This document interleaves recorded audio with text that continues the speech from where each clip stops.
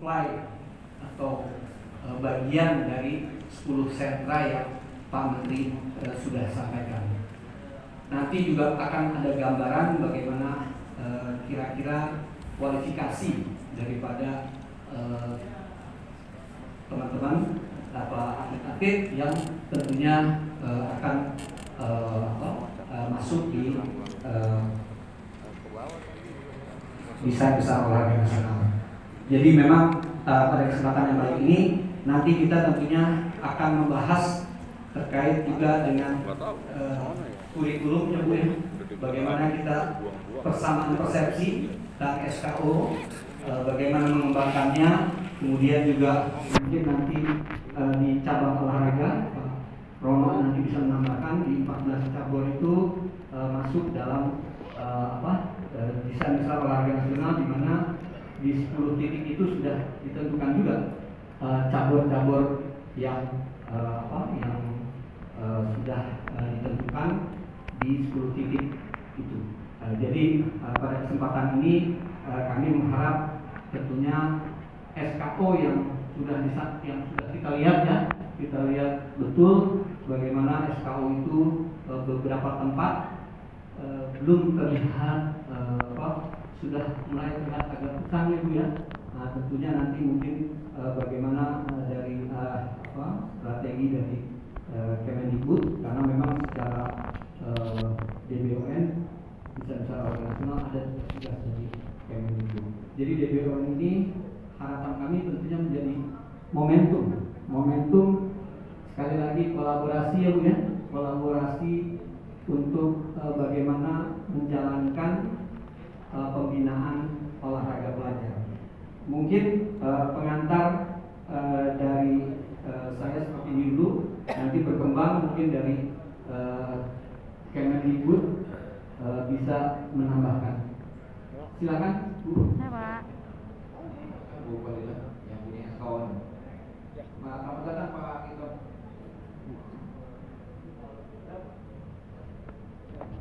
Terima kasih Bapak. Bismillahirrahmanirrahim. Assalamualaikum warahmatullahi wabarakatuh. Yang sama-sama kita hormati hari Pak Menteri, Pak Bayu, Mas Dito, dan Pak Sudari, teman-teman Mas Dito, serta Bapak Ibu perwakilan dari Dinas Pendidikan dari 30 provinsi dan juga Dinas Olahraga dari 30 provinsi serta instansi terkait yang ada di sebelah Ikatan Olahraga yang hadir pada kesempatan kali ini. Terima kasih sudah diundang di sini, dan juga mungkin akan saya sampaikan apa yang disampaikan oleh Pak Dr. Bayu tadi, bahwasanya kita dari Direktorat PMDK itu pada mulai tahun 2013 itu sudah membangun, dan sampai saat ini sudah ada 14 SKO yang berbeda, 14 SKO yang ada di provinsi, yang itu yang atas biaya dari APBN. Kemudian yang dibangun oleh APBD ada 5, sehingga sekarang itu ada 19 SKO di 19 provinsi.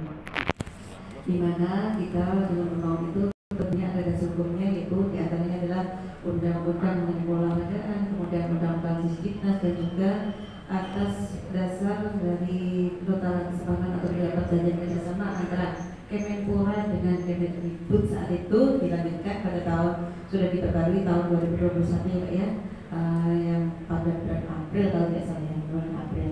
Namun seperti yang saya bilang Pak Dr. Bayu tadi, bahwa keterlaksanaan SKO di lapangan itu belum bisa maksimal. Nah, ini yang perlu kita bahas bersama-sama.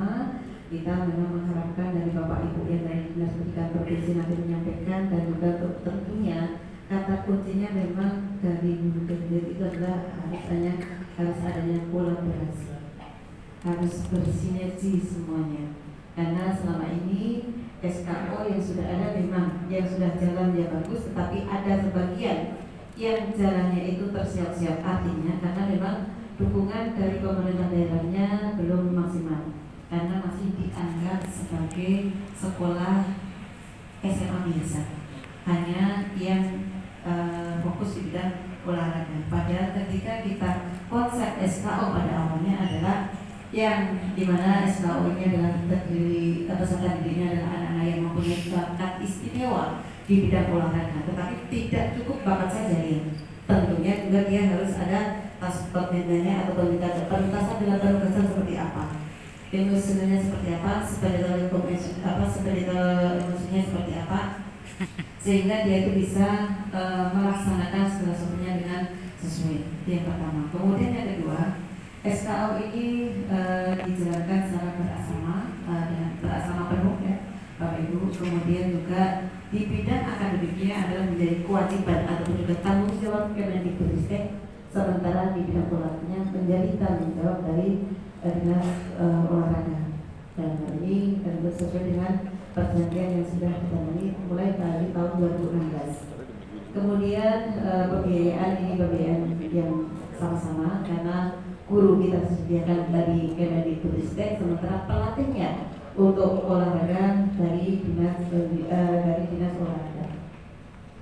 Kemudian untuk fasilitasi, apa saja yang sudah kita fasilitasi? Di antaranya adalah tadi kita sampaikan pembangunan. Kemudian bagaimana untuk selanjutnya? Karena memang mulai tahun 2020 kita sudah tidak ada pembangunan SKO, karena pembangunan tersebut sudah diserahkan kepada PUPR ketika yang itu memang sifatnya fisik. Sehingga ketika ada beberapa provinsi yang sampai saat ini, di antaranya Jambi, Jawa Barat, kemudian juga NTB yang mengusulkan untuk pembangunan SKO, tetapi kami sudah bersurat kepada Pak Ibu Sekjen dan juga distribusikan kepada PUPR untuk pembangunan SKO di daerah tersebut.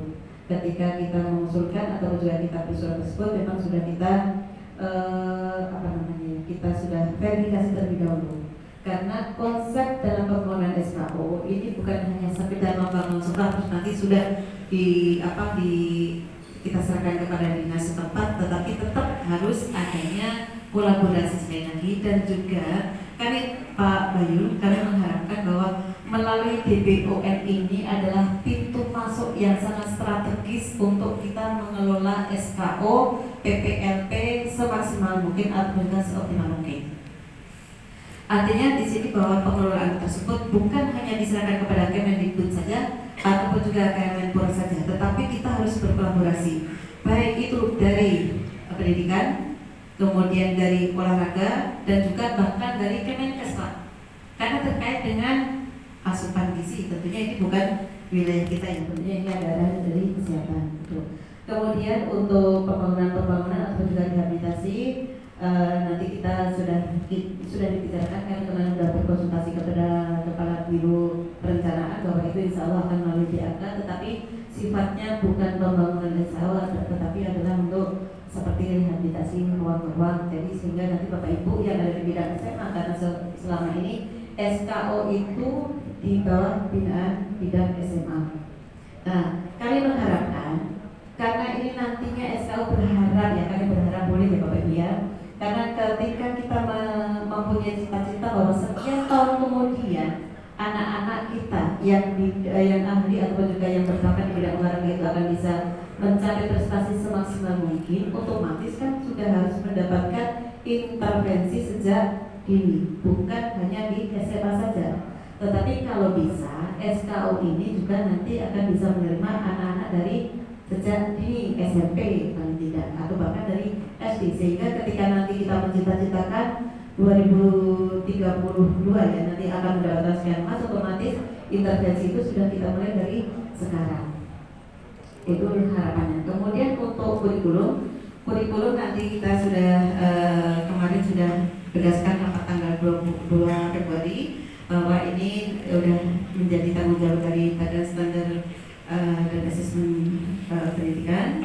Insya Allah tahun 2020 ini sudah akan selesai. Namun keterlaksanaan sekarang kita menggunakan dengan kurikulum prototipe atau yang sehingga atau yang disampaikan oleh Pak Jawaban tadi dari GPK, bahwasanya dengan kita kurikulum atau coba dengan Merdeka Belajar itu sebetulnya dengan kurikulum Merdeka itu kita sudah bisa melaksanakan, karena pada dasarnya adalah itu bisa diterapkan sesuai dengan kemampuan atau juga bakat yang ada pada diri anak atau juga peserta didik. Dan hal ini kalau untuk SKO adalah yang atlet, sehingga sudah lebih luas gitu Pak, sudah lebih luas pelaksanaan di dalam kurikulum tersebut. Nah untuk nanti guru-guru mungkin akan disampaikan oleh Pak Sugito kemudian mengenai event-event yang akan nanti untuk disampaikan atau juga untuk diadakan itu nanti akan oleh pusat prestasi nasional kompetisi itu oleh pusat prestasi nasional. Mungkin itu Bapak yang sejelas kami sampaikan. Nanti mohon untuk kita mendapatkan masukan dari Bapak Ibu semuanya yang di lapangan, karena memang tentunya tidak lepas masukan dari lapangan semuanya. Terima kasih. Wassalamualaikum warahmatullahi wabarakatuh.